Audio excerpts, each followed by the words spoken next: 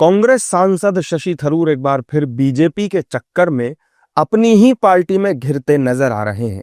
दरअसल शशि थरूर ने social media पर लालकृष्ण आडवाणी को उनके जन्मदिन की बधाई दी, जिस पर कई लोगों के राम मंदिर को लेकर कमेंट आने लगे। जवाब में शशि थरूर ने नेहरू और इंदिरा का जिक्र कर दिया और कहा कि सिर्फ चीन के साथ तनाव या आपातकाल से इन दोनों नेताओं का आकलन नहीं किया जा सकता। ऐसे ही राम मंदिर आंदोलन से आडवाणी का आकलन करना ठीक नहीं है। जैसे ही शशि थरूर ने यह कहा, कांग्रेस बैकफुट पर आ गई। अब शशि थरूर की टिप्पणी को लेकर राजनीतिक प्रतिक्रियाएं भी आ रही हैं। एनडीए के नेता थरूर की कथनी को सही बता रहे हैं।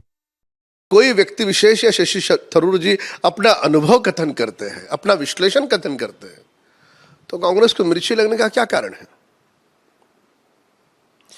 कांग्रेस उस छोटे से नाली से बाहर ही नहीं आना चाहती।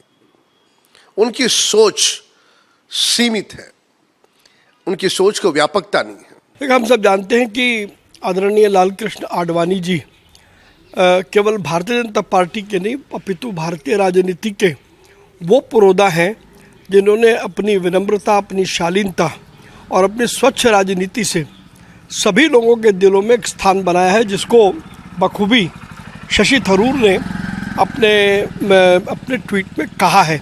लेकिन कांग्रेस की मजबूरी है कि यदि कोई व्यक्ति ईमानदारी की बात कहे तो कांग्रेस के ही नेता उस पर सवाल खड़ा करते हैं, और इसीलिए कुछ लोगों को छोड़ा गया कि वो शशि थरूर के इस बयान पर सवाल खड़े करें।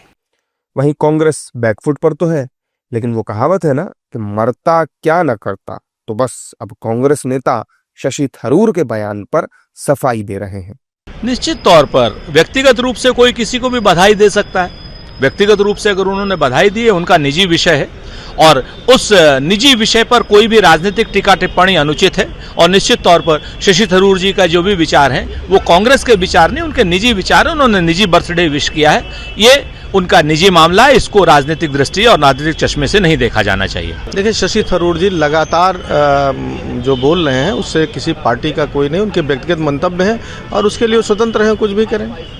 शशि थरूर ऑपरेशन सिंदूर के बाद से ही पीएम मोदी की तारीफ करते नजर आए थे, जबकि कई दफा तो ऐसा भी हुआ है कि थरूर ने अपनी ही पार्टी के शीर्ष नेतृत्व को लेकर बिना नाम लिए टिप्पणियां की हैं।